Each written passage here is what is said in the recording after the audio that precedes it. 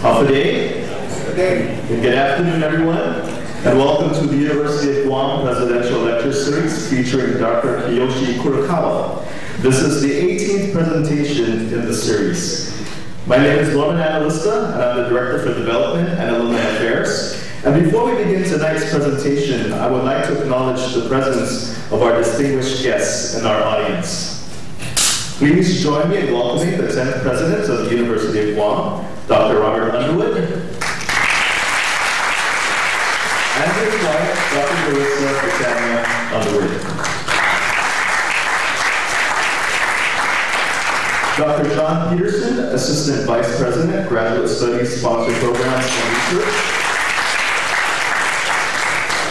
Dr. Jane Selman, Dean of the College of Liberal Arts and Social Sciences. Mr. Derek Hills, President of the Student Government Association. Chairman of the Board of Regents, Dr. Chris Harris.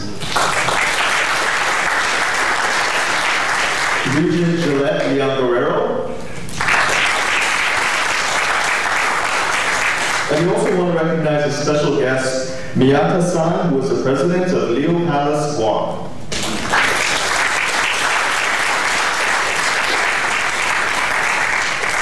Please join me in welcoming Dr. Hiro Kuroshina, Director Emeritus for MARC. Mr. Richard Randall, Professor Emeritus, Marine Biology. Dr. Rebecca Stephenson, Professor Emerita, Anthropology. Please also join me in welcoming the Honorable Benjamin J.F. Cruz, Vice Speaker for the 32nd Guam Legislature. The Honorable Vicente Pangilinan, Senator. The Honorable Thomas Ada, Senator. The Honorable Ali Yamashita, Senator. The Honorable Frank Uggan Jr., Senator. And also we'd like to recognize the presence of former Senator Holt Cristobal. Now, ladies and gentlemen, without further delay, please join me in welcoming the 10th President of the University of Guam, Dr. Robert Underwood.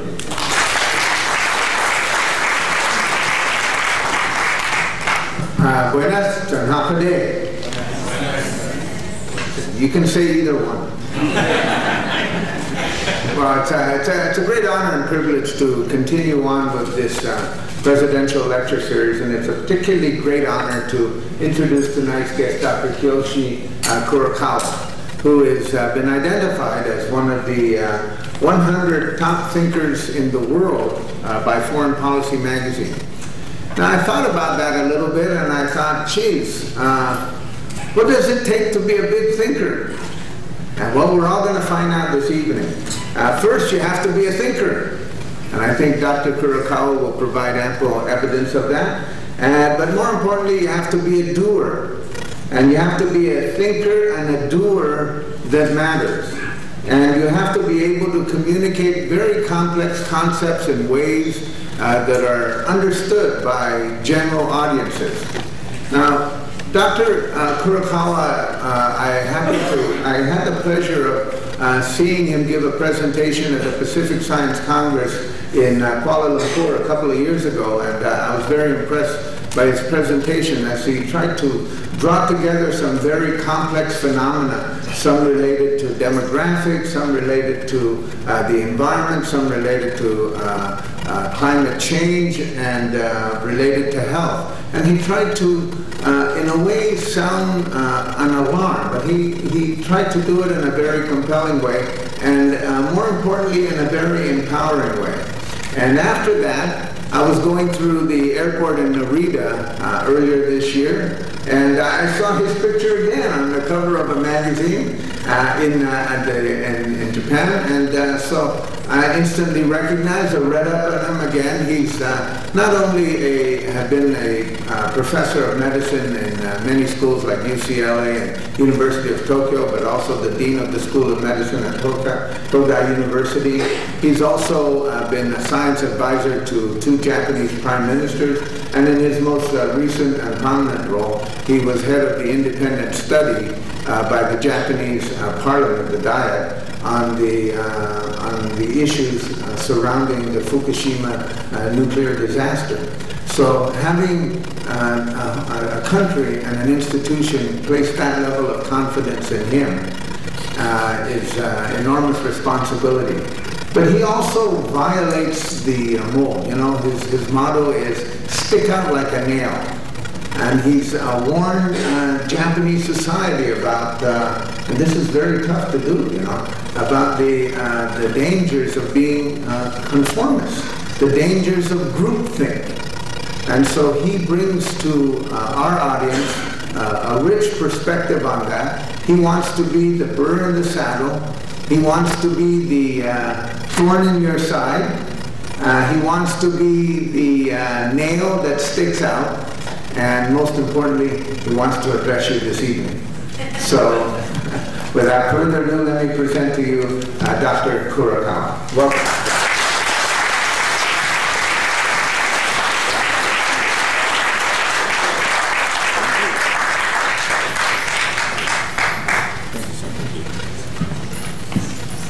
Thank you for a nice introduction, but I think I was amazed, at least pressed, or feel the pressure of such a distinguished alumni and members of this island, and also associated with this University of Guam. I met with Dr. Andrew 2 years ago in Kuala Lumpur, and I think we discussed, we chatted, and I promised to come to Guam. I've never been here before, but I think I'd like to share with you this.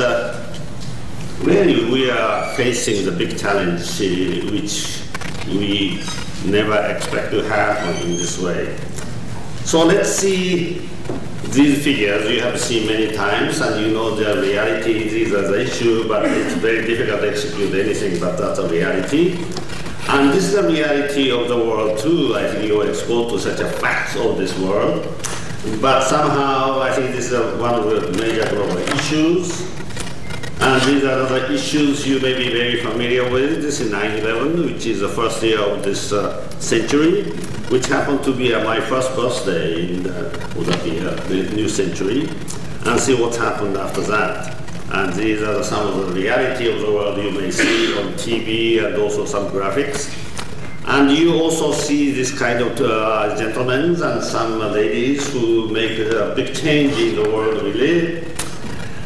And also, I think the progress in technology is very fast. I think you have a laptop, not a laptop, but computer, maybe 1 or 2 in your pocket, and you use Twitter and Facebook and Wiki, so that whatever the establishment of the past paradigm made some secret and also try to hide certain things, inconvenient things, it's become a wiki. So you lose the trust of the greater public. That's what it is. And technology advances much faster and faster. You cannot stop it. But somehow we cannot adapt to the change in technology. And in fact, I'm not so sure many students do text messages, all the things, and not talking each other. That's happening in the world. Even in Japan, in metro, there are many people who are sitting on this metro, used to chat with a friend, but nobody speaks. Everybody just doing the same, right? Even President's Council or maybe board meeting, after 30 minutes or so, you have some itch, just try to do this thing. So that is the reality of the change which is happening over not in 10 years ago, but very recent. And this is also the reality of the world economy. I think rich become richer, and we are losing a middle class. And why? And that's a reality. For example, United States is perhaps at the moment world's richest country, and from annual income, top 1% capture 25% of income, and from wealth, personal wealth, top 1% capture 50% of wealth in the United States. And if you go to the world, more like global world, top 1% capture 90% or almost 99% of wealth in the world. And we know that somehow. And now this happens, like almost 3 years ago, like December of the year 2010, excuse me, that started to happen in Tunisia, spread out to Egypt, Libya, Yemen, now went to Syria. Now also like natural disaster of this magnitude, big earthquake in Tohoku, which hit the Tohoku coast, followed by huge tsunami, or which exceeding somewhere maybe 30 feet, which is amazing. Then that trigger, that hit also Fukushima nuclear plant, which surprised the world, and this has a major impact to the energy policy of the rest of the world. Now, just to tell you the truth, there are 440 nuclear plants in operation in the world right now in 30 countries.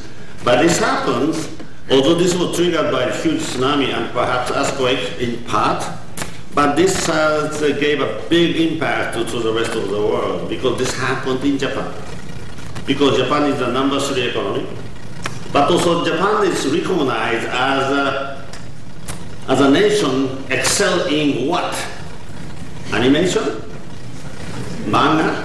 No, not really. Japan has been recognized as its excellence in science and technology, engineering and manufacturing. But that happened. That made a major impact to the rest of the world, so that within several months of this accident, which is, you see, everybody sees that on the flat panel, the color TV and the internet, and you can repeatedly see this scene. And the German government decided to phase out nuclear, Swiss government, and also Italy. If this happens in some obscure country, everybody may ignore that. So that is the reality. But after more than 2.5 years in Japan, do you see what the Japanese government and DECA have been doing? Some have very obscure response. All right, now it's Syria. Now the government and also anti-government and also some extremists is now also going into Golan Heights, which really threatens Israel.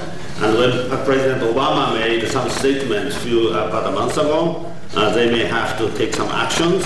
Do you know what's happening in Israel? All the Israelis went to see the gas mask. So that's the reality. You cannot hide, because you can see that on the net and on some visual images of that what happened in Israel. All right? So many kids sort of have not much opportunity because of poverty, and they may become a sort of brainwashed by some extremist groups. That could happen, and we know that kind of things happening somewhere. Now, this is a result of globalization of the last 20 years, which is described as Thomas Friedman in 2008. It's in 3 words. It's hot, flat, and crowded. But somehow, this was 2008, but over the last several years, it's going much faster to more interdependent and interconnected, and not only interconnected, it's become hyper-connected. And then all of a sudden, last maybe several years, fragmented and become very fragile. What's happening in Syria may affect the rest of the world one way or another. What's happening in some small rocks in just eastern sea of Japan and China, Korea may have some impact. And politicians may not be able to see the reality, and I think that is a big issue. You know, like the US government right now in that limbo, and which may affect a major way in the sort of world economy. But politicians have their own agenda, regardless of the world affairs. So that I think there have been major risks in governing the world right now in terms of impact and likelihood. And this is a kind of assessment done by World Economic Forum Global Agenda Council. I have been a member of this council, so that we have been working over the last 5-6 years. And this is the latest version of major global risks in terms of impact and likelihood. And members are many policy makers, business leaders, and academics, and I think we listed top 9 at the moment. And this is the latest version of Global Agenda. We predict that, I think we see that and one is severe income disparity, as you saw that in the world, top 1% capture 99% of wealth, and chronic fiscal imbalances, almost all the advanced countries have stick with that somehow. Japan is the worst case at the moment, and US may have the same issue of fiscal budget ceiling thing, and rising greenhouse gas emissions, and we know that, although we may feel that one way or another, but this year already, I think Mauna Loa in Hawaii, and just monitoring of CO2 concentration, this year, first time, several times they measured more than higher than 400 ppm CO2. First time in the history of our history, human civilization. Cyber attacks everywhere, water supply crisis, management of population aging, and corruption, cost, climatological catastrophe, and biodiversity loss. These are the major threats and risks which might affect one way or another, all of us. Now, why this happens? Have you ever predicted such a severe change maybe 10 years ago, 20 years ago? That was a reasonably much more stable, peaceful time. Now, I'd like to share with you, particularly a student in Cunabra. In Cunabra is a Latin word which specifically describes printed books in Europe. From Gutenberg, that's been about mid-15th century to year 1501. This is a printed books in Europe. There's about 40,000 such entity in Europe, and there's a specific name in Latin. And in my view, because they have a specific name, because it has a significant impact later.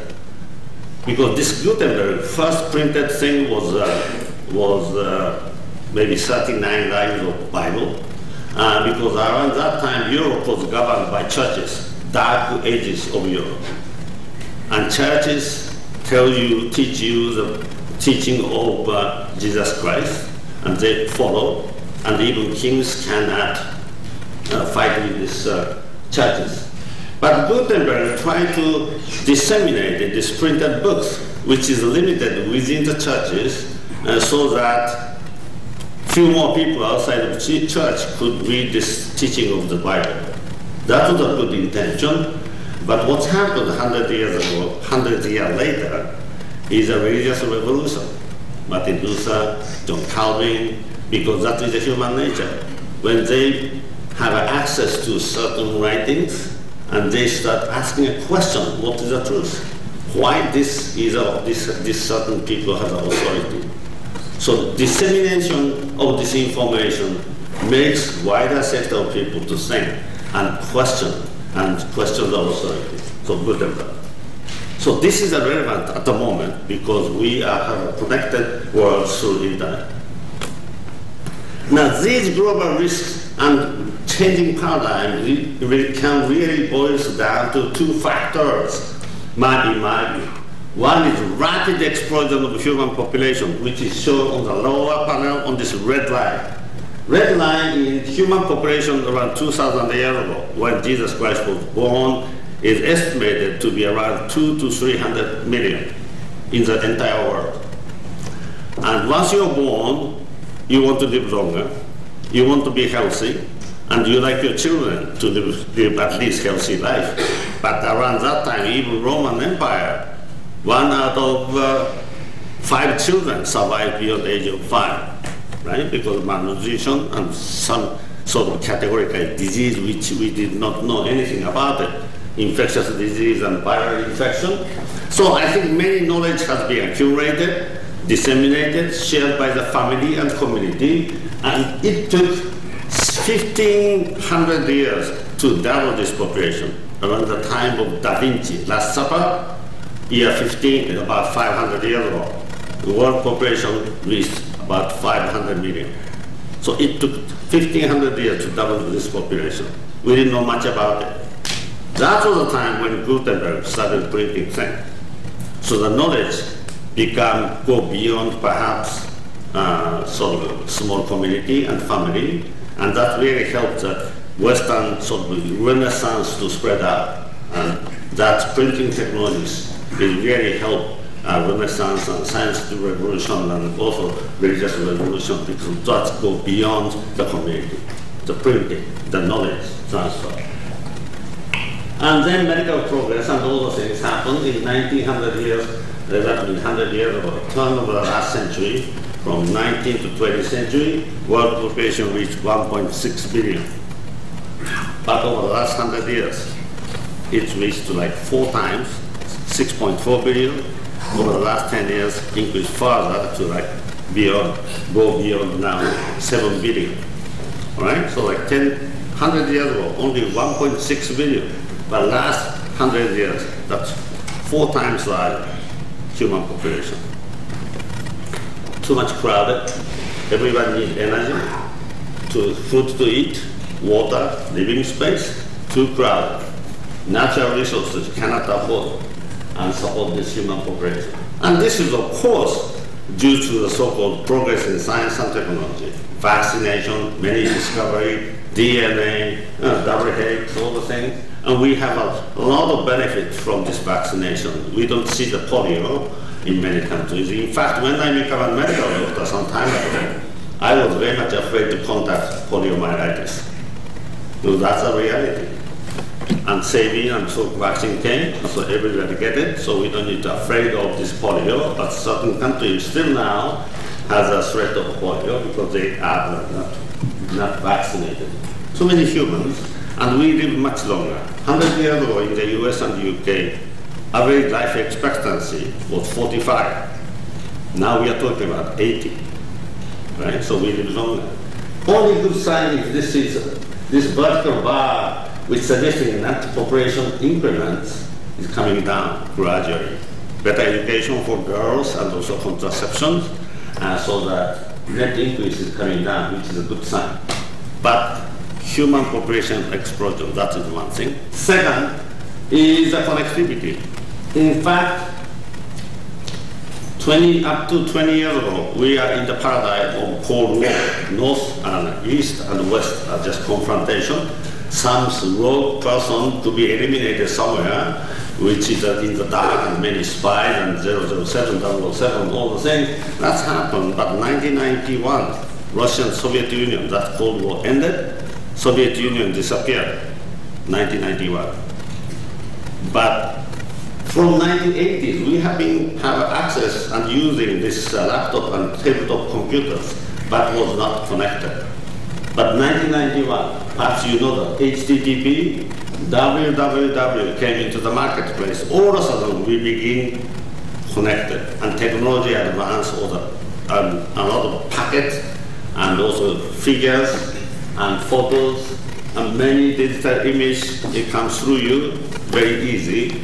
But first 10 years, there are a lot of technology advance was necessary to have easy access to internet, although we began to connect it. So this is the beginning of internet, or connectivity. HTTP, www, like hypertext transfer protocol and World Wide Web both are invented by Bernard Lee himself, that's a physicist. But that was not patented, and he was a scientist, and he released it, everything, and that began to connect it. But not really, because we had to have a cable and the easy access.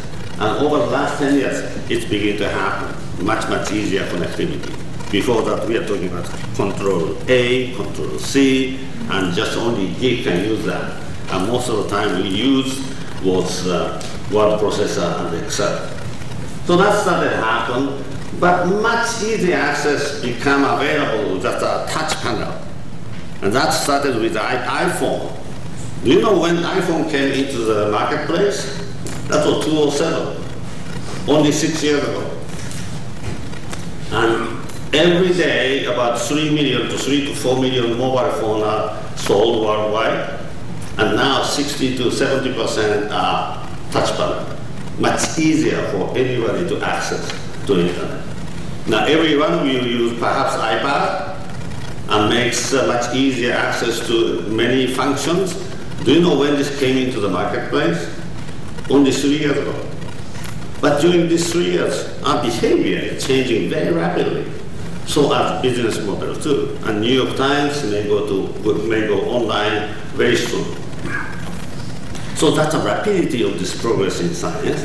So like human population, it's so crowded, but so connected. So even now, 60 or 70% of people in the world have access to this internet. Not everybody may carry, but southern part of India, one internet or mobile phone have been used by that community. So everybody has some access, easy access. So the question becomes, first is 99% issue. 1% is very rich, the rest are left behind. But 99% of this half, more than half people have access to what's happening outside of the world. And they may not rationally interpret what's happened, but that image is very powerful motivation for them to realize the world is very unjust, not fair. Then what's going to happen?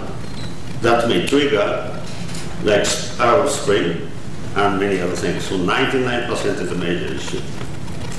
Now also another thing which begin to approach in our daily life is the word resilience. Have you learned the resilience in your English literature during high school or junior high? Usually not, this is too complicated. But this became a keyword in the world over the last few years. Why is it? What kind of word has been used in place of resilience? Usually we are talking about strong institution, strong nation, strong organization, strong corporate, but not anymore. Why resilience? Because the Lehman Brothers, Fukushima accident, whatever you make your organization or institution strongest institution, country, it's useless. Something happens. So I think it's better to prepare for this risk as a resilience. So they are all of them talking about resilient society, resilient nation, resilient corporation. So this has become one of the buzzwords over the last 3 years in the world. Because by that time, Wall Street was just sort of controlling the world, and many smart kids want to go to Wall Street, but Lehman Brothers. All of a sudden, banker didn't show up in that World Economic Forum in Davos that year. And we have now started talking about risk. Risk is a common word in the governance and also many institutions, and also buzzword. Resilience and risk. What kind of word we are using in place of risk? No, we are talking about safety, safety culture. But we realize whatever you do, there's certain risks in your life. For example, we know we're going to die someday, right? But why we are talking about longevity and safety? So now we have to face the reality. There are certain risks in your life. And we realize after Lehman Brothers, now US fiscal policy and the budget of this year, continuing resolution and debt ceiling thing for this budget. I don't know what's going to happen in US Washington Capitol Hills, but that could be a black swan event. Black swan event is that happens, but once it's happened, has a much bigger and lasting impact. This is just like Fukushima. All right, Fukushima, because of this such an impact to the rest of the world, and if you see what's happening in Fukushima after this tsunami and disaster, and nobody trusted TEPCO's press brief and the government press brief, so that we are really losing the trust by the world community. Even now, after 2 years and a half, if you are interested, you might see some of the cover front page of New York Times and BBC and whatever they communicate in this press brief by TEPCO and Japanese government. Nobody knows what happened, even after 2 years and a half. So that accident happens. Now we realize accident happens. It's not immortal. And if this accident is a black swan event, that has a major impact. Lehman Brothers too. Do you know the Lehman Brothers at that time all the board members are male. There's no women. Did you know that? There's also many studies on human behavior last several years. Very interesting. Testosterone excess syndrome. Many papers indeed. All right, and machine breaks. So if you know any accident which never happened, let me know. And if you know any machine which never broke, let me know. That's a fact. So you have to recognize the fact. That's the reason resilience become a keyword, risk become a keyword instead of safety. There's no absolute safety, and human makes errors. If you know somebody who never made error, just let me know. That would be a historical person. All right. So then, so that I really push my government and also legislator in this kind of thing, you have to have you have to commission the independent international task force to study Fukushima what happened. But this was the first time in the constitution of Japan for this parliament or any governmental body to have an independent commission. But this time it was the first time, so that it went through the political process and legislature for 1 year, and so they then asked me to chair the session, and then all the commissioners were chosen by this legislator because they want to have this thing go through bipartisan and go through the congressional session. So I think I was given all the teams, but I think then I think we made 3 principles. Make it all the commissioner meeting open on the web with English simultaneous translation and many interviews, other things. So our report, you can see that on the web, and we like to have this report is in principle fact-based description of what happened according to the mandate given to us. But the reality of this thing was Japanese typical groupthink. Groupthink is, if you Google groupthink, there are many descriptions and examples of, for example, best and brightest in Tonkin, the Vietnam War. This is a typical groupthink. You know, elite, homogeneous group, whatever they do. Sometimes when they make a big mistake like this, make errors, that impact will be very big. So that, I think, particularly for the academic groups, try to avoid groupthink. Diversity, heterogeneity for making decision process, making process is a very good thing. Or in fact, there have been many, many papers in academic papers over the last several years, and in fact, 2006 perhaps, you know, like Norway is quite advanced, and Norway enacted a law to make a board member 40% one gender. That means 40% should be male or female, minimum one gender of a policy. So this is a legislation in Norway. French try to follow, but not going through the Congress yet. But they assess the private section of Norway, what is the performance of Norwegian private sector, and they turn out they do much better than homogeneous board members apparently. And they also made some study which you can find some description, even US companies. If you have a gender sort of more women on the board, their performance seems to be better. And in fact, for example, like Pepsi Cola, chairman and CEO of Pepsi is a woman. She's an Indian lady who had a college and graduate study in India. They went to US, and then she rose a ladder to become a president, and the governance is pretty good. So groupthink is one of the weaknesses in Japan. And that's, I think, foreign policy named me as last year one of the top 100 global thinkers, but citation they just chose was just great. I was really admired this editor to pick this word. I was selected because for daring to tell a complacent nation, very insular mindset of Japanese, that groupthink can kill. So that was a great citation. I really liked it. Groupthink is a very important, sort of tend to be a traditional thinking, but diversity is much better for governance and also decision-making process. Many studies are coming out recently. So this very difficult issue all over the world right now, and disruptive innovation may be the key. And think out of box and crazy ones, they are the ones usually make some change, like Steve Jobs. He never went to college, only 6 months, perhaps because he was so poor, so he wouldn't go to college. But he made a change, like touch panel, and iPhone, and iPad. Do you know any new technology in iPad? Almost none. New combination. He sees what kind of things customer wants. Another thing which is really changing this hyper-connected world is business become, rather than push, it's become a pull. One example I can give you. You use electric oven every day, no? I don't know how you say it here. Electric oven or Microwave. Microwave oven, right? How many buttons you use? You never use this thing, or your wife? How many buttons do you use? How many buttons you use? One. One. Oh. Two. The Two. time and the Yeah. start. Right. But how many buttons there are?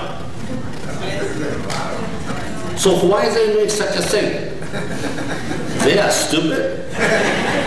Engineers adding all the functions, but the customer is only 1 or 2 or 3 at most. So that is the push psychology. So adding all the technology, adding this and that, but nobody uses that. So that's the smartness of this Steve Jobs. He just delete all the things and make more intuitive. So rather than push, this become a pull. For example, I'm telling Japanese business person, because Japanese are good at making this electric oven, adding all the things, and why you try to sell it? Nobody uses that. So why don't you, if you want to sell a good business, then why don't you just make some joint venture or joint company in India, make reassembly, manufacturing, and sell it to some African countries with 1/20th of price with 2 buttons. And then I asked them, do you know what kind of color Kenyan likes? They have no answer. So you have to know the pull, what kind of thing they like. So you have to recognize your weakness. Japanese are good at certain things. They want to be perfectionistic and copying something and make it much better than original. That's a very good trait of Japanese. But weakness of Japanese is that they don't see a bigger picture. And everybody has some strength and weakness. And weakness, you recognize weakness is a very important element in this global world. Because if you want to connect and do something, it's better to have somebody who share your strengths but also complement your weakness. Now the education, this is a university. Now for many kids, Khan Academy is one of the revolution of education. Khan is an MIT graduate, but Khan Academy can provide you free of charge online from any grade you start with, chemistry, biology, medicine, and physics, mathematics. He's a very smart kid, smart guy.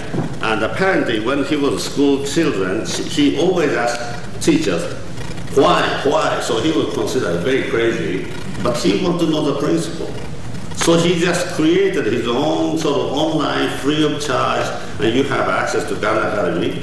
And this has been approved by some school of state of California. So you can choose your own. And I liked his concept because he wanted to see his program to be utilized by his grandchildren. He's still like mid-30s to around 40. So that means he likes to focus and let students understand the principle of whatever the sort of course is.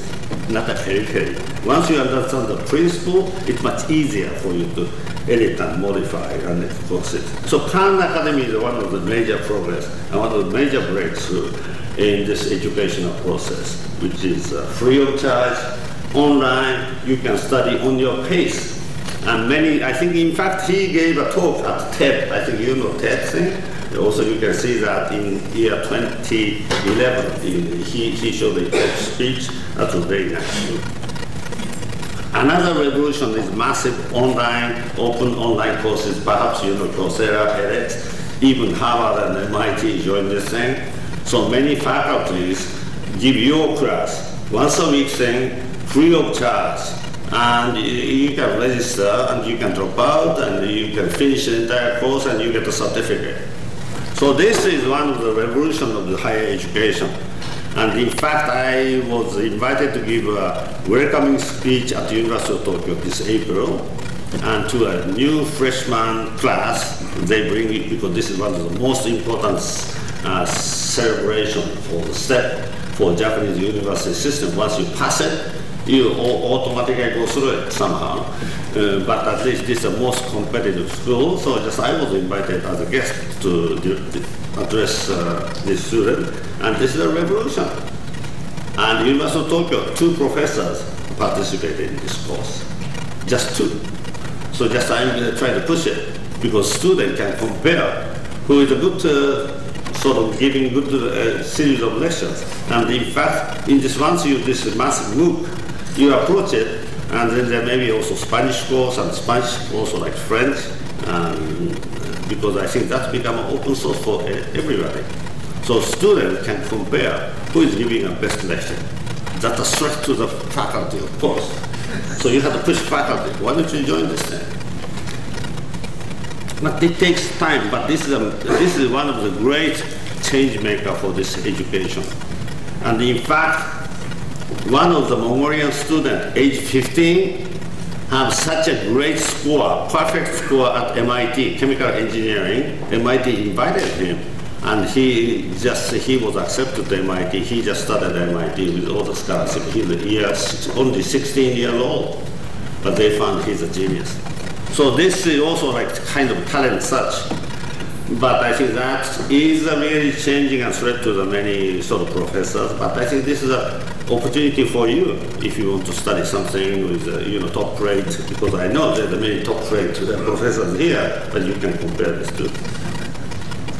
So that education becomes not a teaching opportunity, but this is a learning opportunity for both teachers and students. Because the world becomes so uncertain, I think even teacher teach you what he thinks right to student. This is like text and copying and just paste into your brain, and just so that education become a both mutual learning opportunity. I think that has to be, I think, your advantage, particularly student. So I think this is a principle of not teaching, but learning opportunity for both of you. More importantly, even you learn many things in your classroom, I think the more important thing is the practice and real experience by you. Because for many students, you know what you like to be and what you like to do in your heart by age 18 or 20, but you never seen that role model. So you have to go through the real experience all of a sudden. I think you like to be like that, so that, for example, there are many programs you may have, like ISEC, which is go abroad for a few months of internship, and that gives you a great opportunity.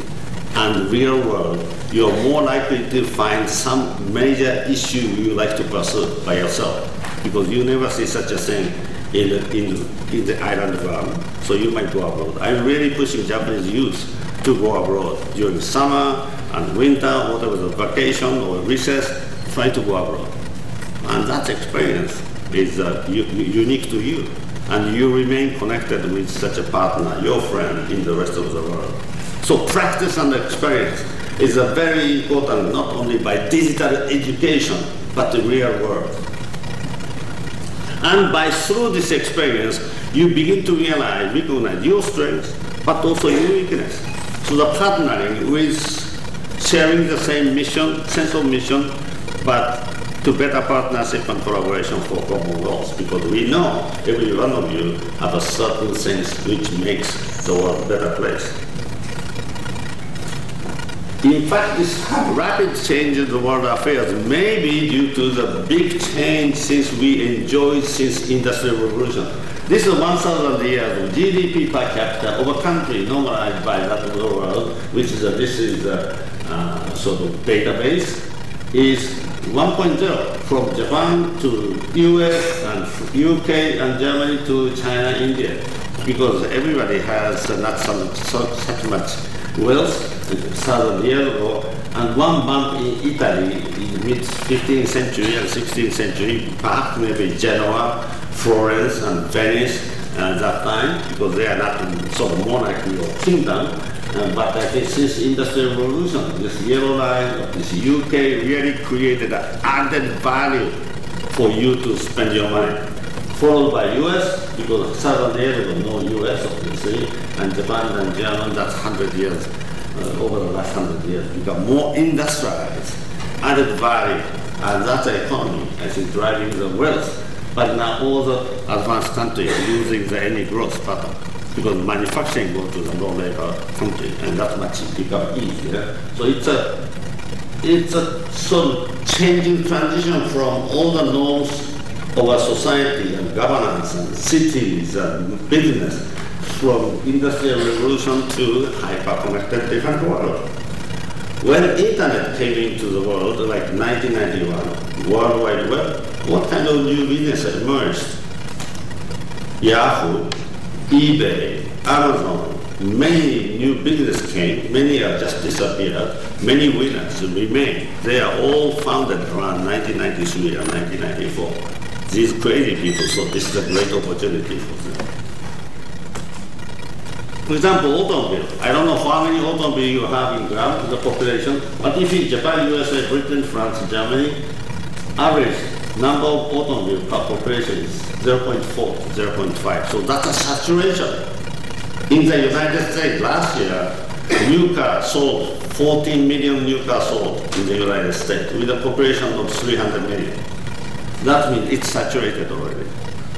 So even you try to sell this car, that makes more pollution, more gasoline, and what are we going to do? Of course, China, India, everywhere wants a car, but that's really pushing global world. So what we do? So any challenges to be addressing this global agenda. So this is a major global risks in terms of impact and likelihood again. So when I talk to like major leaders in Japan and Europe and also US, this is the same. This is the same. So we have to address, these are the things customer would like to buy, unconsciously. But I think these are the issues we are facing. It's very difficult, changing paradigm, so hyper-connected. Everybody sees that. So Arab Spring, continuing in Syria, it's a very scary scenario. And also US government is losing a grip on this thing because all the politicians, when they are elected, they are addressing the local people. That's a democracy, that's a job and economy. But when you are elected, issues become global. It's a very difficult time. So, in the connected world, you know many things from education, through education and university, but everything you know is a digital matter in the brain. If you have a question, you can Google it.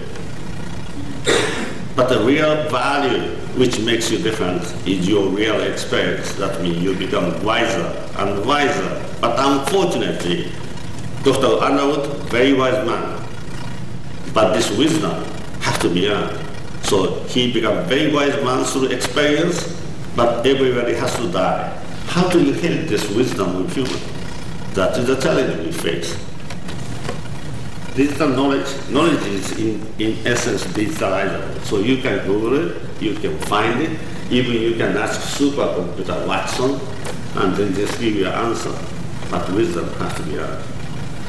So, now this real weapon of mass destruction I showed you, is that real? You say, nah, it's not. But in fact, this could happen.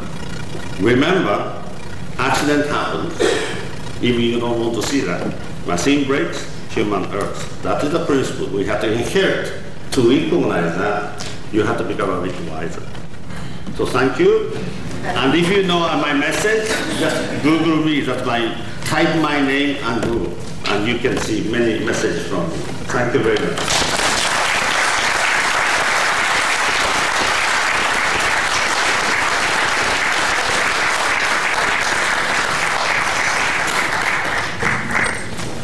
Thank you very much to Dr. Kurokawa. We are going to take questions from the audience tonight, but before we do that, I also want to recognize the presence of some other dignitaries who are joining us this evening. We want to recognize Speaker Judy Wampat, Regent Matthew Stroh, and Dr. Alina Mora Enriquez, who is the interim Senior Vice President back in the academic space. Ladies and gentlemen, we have two microphones which you can use, and I'd like to ask Mr. Devatata to take the other microphone over there. Are there any questions from any of the audience members? And we will bring the mic over to you.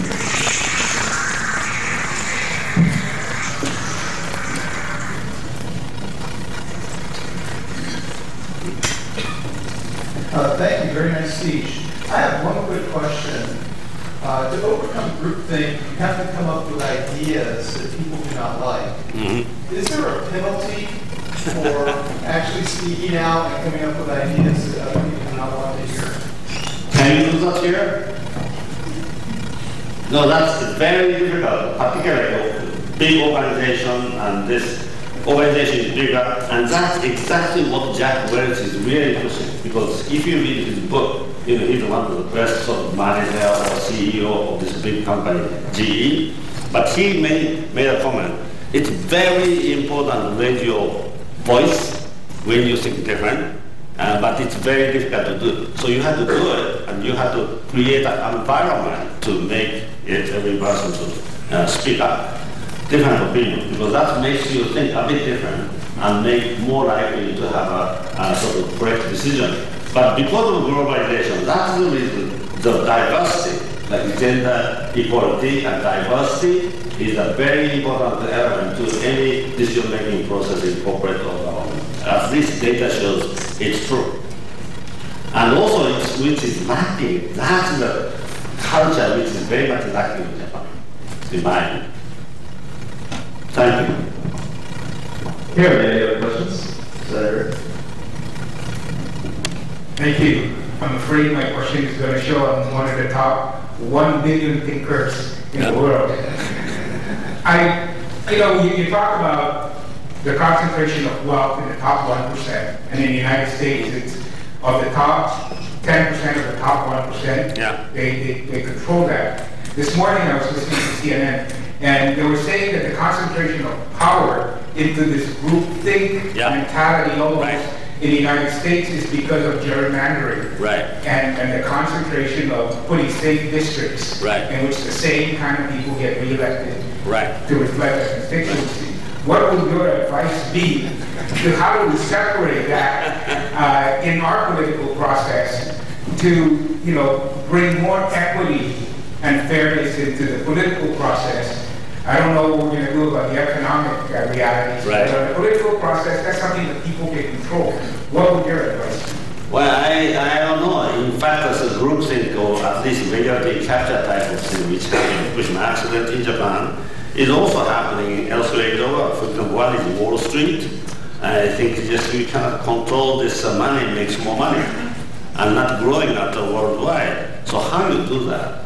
And in fact, when somebody asked a question to Dr. Faust, who is the president of Harvard University, which is a woman, first time woman, and she said she felt very sad to recognize many Harvard graduates go to Wall Street. And that's the importance of labor education, that's what she said. But I think I do not know what to do, because I think election of politicians is very democratic society, and people constituency are concerned about job and economy. But when you're elected, the world becomes fairly globalized, and your responsibility and decision become much more important also not only to your country and your constituency, but I think that's the major dilemma of this democratic governance, which is still the best thing. For example, Germany and France, there's many fractions of ultra-right emerging, and US too, like the Tea Party. And somehow that happens. That's demonstration of perhaps a lot of frustration with certain segment of the public. And it's a sort of dangerous sign in a way. And so like democracy requires a very well-informed and educated public, but I think it's not really catching up to the reality of this connectivity. So it's a very sort of uncertain times. Thank you for it. It's a very big challenge for our generation. Yes.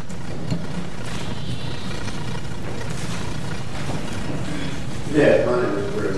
In answering the question about gerrymandering, our biggest problem with gerrymandering is that gerrymandering is handled from local voting. And one way to correct the gerrymandering is that local people in that area has to go out and vote.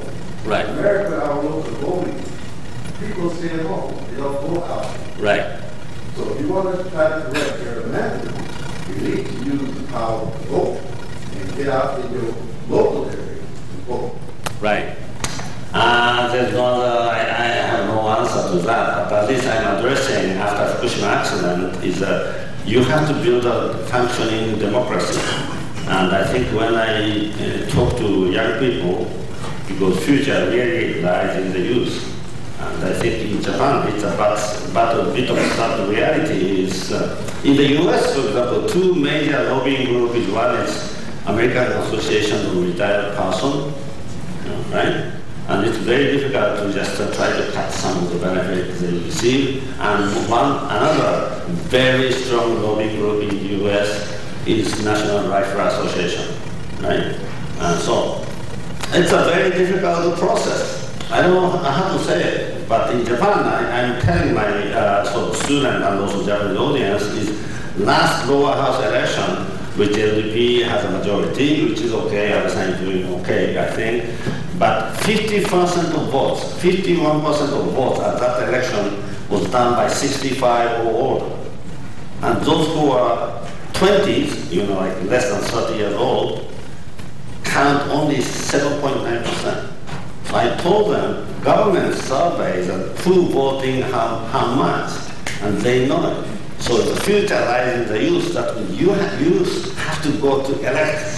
And most likely you don't have anybody who you like to vote. But if you start voting, I'm sure political party choose somebody who might suit your needs. So I think I'm telling young people, just go vote. You may not like anyone, but you have to say to yourself and you have to vote. That's the foundation. Yes. Yes. I'm going to take a different approach. I know you've been on a panel dealing with a disaster, and I would love to hear you address what some of the solutions are going to be to what's happening in solving the problem of 300 tons of nuclear waste flooding into the ocean on a daily basis. Sure. Do you know if there's a solution? Well, I think because my commission was the first time in the constitution in Japan, so I tried to show the example how you run this kind of thing. Because that is also exactly what British government has to do in case of mad cow disease. And because the British government's first decision was failed, so that the EU really ran the independent commission. And so I think what Japanese government has to do is delegate certain independent commission, and the process has to be transparent. And I think invite all the world experts, and every session has to be open and on the web, and that's EU Commission did for mad cow disease. I think I tried to do that, but I think they left it to TEPCO. I talked to some government officials, you cannot leave this TEPCO because they're completely incompetent. So government had to get in, because more than $10 million, more than $1 billion US equivalent went into TEPCO, which is our money, and government has to be responsible. So I think that sometime, perhaps at the end of this year or early next year, Alexander Prime Minister makes certain signals. I think I'd like to do that. I really like to see that, because Japan is a reasonably advanced country, but so insular. And you have to make it as our global affairs, because transparency is a key. And the world expert is a key. Thank you very much for your comment. And everybody has to push this to the Japanese government to do that. Even global community too. Poverty. So it's interesting for me to see on the slides, the slide on if accidents happen. Yeah. So if accidents happen, what is your views on nuclear energy with the recent incident of Fukushima? Yeah. And my second question to that is, what are your views on the Japanese government's role in this defense? All right. I give this some episode, I think, when I speak to the Japanese government, or just 3 days ago, I talked to LDP legislators. But I think the fact is, when I give the speech outside, one time UK government officer came to me, and they said, first time, unbelievable.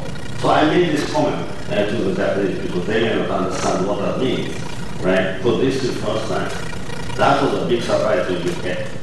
And also US run many independent studies. Second, also I rediscovered that IAEA is the organization which accumulated all the data, made some recommendations to the nuclear operators and the policy matters. But in Japan is a country which never implemented defense in-depth concept, which is a recommendation for by IAEA. So now, because of this, my commission report, I meet many ex-IAEA high officials. And Vattenfall, which is the Swedish largest utility companies, and some of them are used to work as the IAEA senior officials, and they told me this is a recommendation, and when they asked Japanese governmental officials, and they said, oh, we don't need to do that. So I think that kind of, when you are in certain position, what you have to do, you have to do. But then some unique sort of Japanese mindset, I think they just avoid it. So we made everything open, and I don't know whether our sponsor was legislative arm, so I think how to deal with that is that judiciary arm, this is the foundation of democracy. We are not touching on that thing. That is the reason, that is the democratic process of transparency. You're right. That's a part of sabotage. They should be responsible. They should be accountable for that kind of thing. That is a good thing. How you do that is a different matter. That's a judiciary arm of the government who is now responsible to do certain things. Is that all right? Is that clear? Because my sponsor is legislative arm. And we have one last question in the back. Dr. Kurokawa, very interesting comments, very interesting presentation. Let me just ask a simple question. Yeah. Might the teaching of system thinking be one approach that can kind of lead us out of this? I can remember when I was in graduate school more than 30 years ago, Father Brogan came up with the book called Limits to Growth. And it seems like we are living through those problems that they articulated at that particular time. Mm-hmm. Right. That is the Krakow Rome report, right?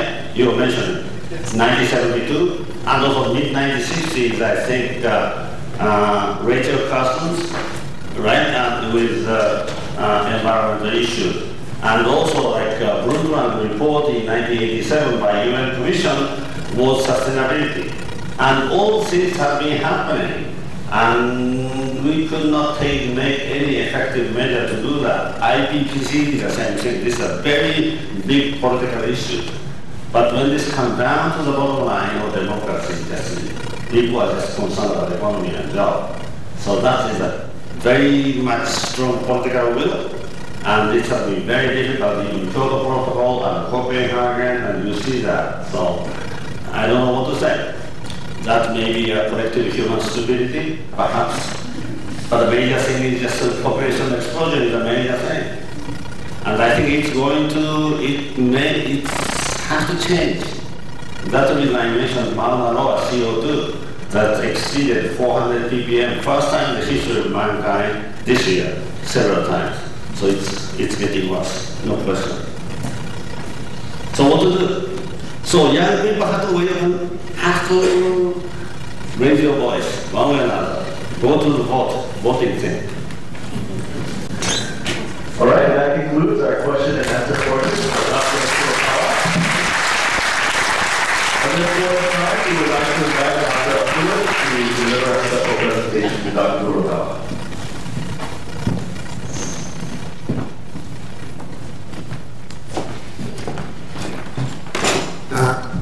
On behalf of the University of Guam, we make a special presentation of a Lattice-stone memento for this very interesting presentation, and we'd like to present it to you.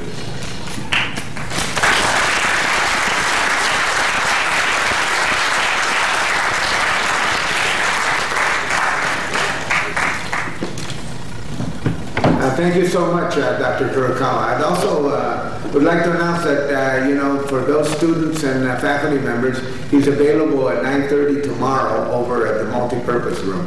And, you know, you can have a little bit more back and forth conversation. More focusing. Yes. More focusing.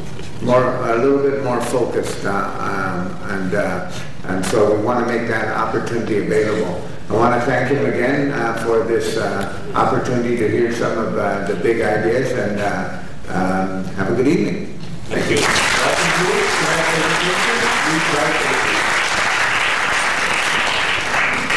Thank you.